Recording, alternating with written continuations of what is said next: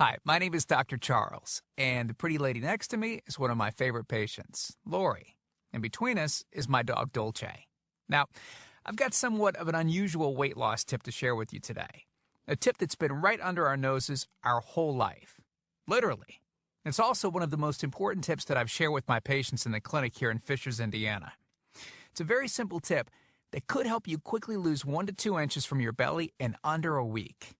Now, I need you to listen very closely. This video contains one of my biggest fat-burning secrets. And I don't know how long this video will be up, so please be sure to watch it from beginning to end while it's still here. Okay, so you're probably thinking to yourself, listen, I've tried every diet known to man. I've given it my all, and it just keeps coming back. Well, let me stop you right there. This is not some magical weight loss pill. It has nothing to do with that crazy acai berry garbage or any special weight loss drops or any of the other incredibly scammy weight loss gimmicks that we see all over the internet these days. In fact, these tips date all the way back to the 1950s and help explain why the majority of all Americans are now considered obese. And no, it might not be because we eat too many bad foods. I'll show you how you should be able to eat some bad foods and still lose weight. Hey, believe it or not, it's not your fault. But before I get into the specifics, let me quickly tell you a little bit about myself. First of all, I'm a board-certified chiropractic physician, certified wellness practitioner, certified advanced nutritionist, speaker, author, have helped thousands worldwide. One more thing, before we go any further, let me tell you about someone that I'm extremely proud of. A patient of mine named Lori. Now, she was your typical working mom with 3 children to take care of. Yes, I said 3.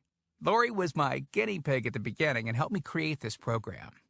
Now, she comes from a very poor line of genetics, obesity, diabetes, heart disease, etc. So I thought if this program worked for her, it might be able to help anyone. This one specific tip that I'm about to share with you helped Lori lose 2 inches from her belly, lose 8 pounds in only 9 days, lose 2 inches from each thigh, lose 3/4 of an inch from each arm, drop 3 dress sizes. At the age of 30, she now wears a smaller dress than she did in high school. I know you're probably skeptical, and I don't blame you. I mean, it sounds like something so dramatic that it must be torn from one of those supermarket tabloids, right? But it isn't. Lori ultimately lost a whopping 90 pounds of fat and dropped 16 dress sizes. 16! Lori went from this, 210 pounds, which, by the way, is the weight that she couldn't get rid of after her last pregnancy, to this, 120 pounds. And she achieved all of this without counting calories, without starving herself, without killing herself at the gym, all while still eating all the foods that she likes, like raspberry cheesecake ice cream, which she absolutely refused to give up. Her friends are jealous, and acquaintances can't believe that she's ever even been pregnant. Listen, when it comes to weight loss, unfortunately, women get the short end of the stick. It's definitely harder for women to lose weight. In fact, women have been hardwired to not lose weight.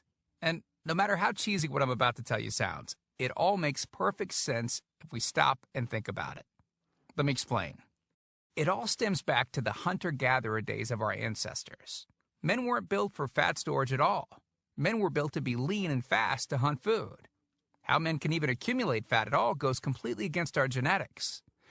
On the other hand, women were built for fat storage to be able to survive and care for children during famine. Their essential minimal fat stores are many times higher than men.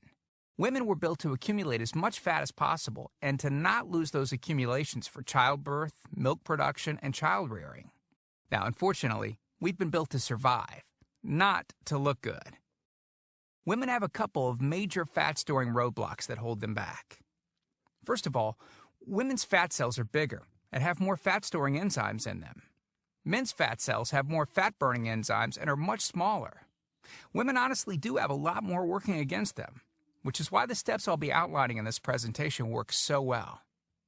Second, estrogen multiplies fat-storing enzymes, making them gain weight around their butt and thighs like it's an Olympic event. Darn those childbirth genetics. Third, crash dieting. It puts our bodies instantly into starvation mode. reducing fat-burning enzymes by up to 50%. Our bodies literally freak out. So, not only do we tend to lose muscle mass when crash dieting, but our fat-burning enzymes can decrease. Yikes! This should help you understand why it's harder for gals to lose weight. So, is it actually possible to overcome these silly genetics? Well, I've got some great news. You can, and I'm about to share with you one simple tip that can instantly boost your fat loss. Guaranteed. Knowing what I'm about to share with you will make you realize why the popular, well-known, so-called diet programs simply don't work long-term. Mega-rich weight loss companies make money off of people like you and I by selling us stuff that leads to, at best, temporary results. But here's the thing. We don't need them in their expensive weight loss gimmicks to lose weight. What I'm about to share with you is key to actually being able to eat some bad foods and still burn fat. Okay. Let me give you a tiny anatomy lesson, and it's probably something you've never heard about. I may get a little bit technical for a second, but stick with me because I promise you, by the end of this presentation, we want you to understand how to lose the weight you want and keep it off for good. This unusual tip is about your liver. Now, the main role of the liver is to break down toxic substances and produce bile, which breaks down fats in the small intestines. Bile is critical for the transport of fats through the body. Liver dysfunction can result in difficulties eliminating cholesterol, which is a type of fat. For those of us that consume large amounts of cholesterol, which is very common in American diets, liver dysfunction can be a very significant factor in weight gain. Now, if the liver does not regulate fat metabolism efficiently, weight gain tends to occur around the belly area, and a protuberant abdomen, also known as a potbelly, will develop. Another sign of an unhealthy liver can be a roll of fat under the upper abdomen. If the liver filter is not functioning correctly, it can't remove the small fat globules, chylomicrons, that circulate in the bloodstream. These extra chylomicrons can build up in other organs and in fatty deposits under the skin, which can lead to cellulite, which tends to be found in your butt, thighs, arms, and belly. It can be very difficult to lose this abdominal fat until the liver function is improved. That's one of the major reasons that the older we get, the fatter we get. So, what I'm basically trying to say is this. When your liver is clogged up with junk, it will be difficult to lose weight, no matter how much dieting and exercise you do. Ever wonder why whenever you would diet and then stop, you'd gain the weight right back?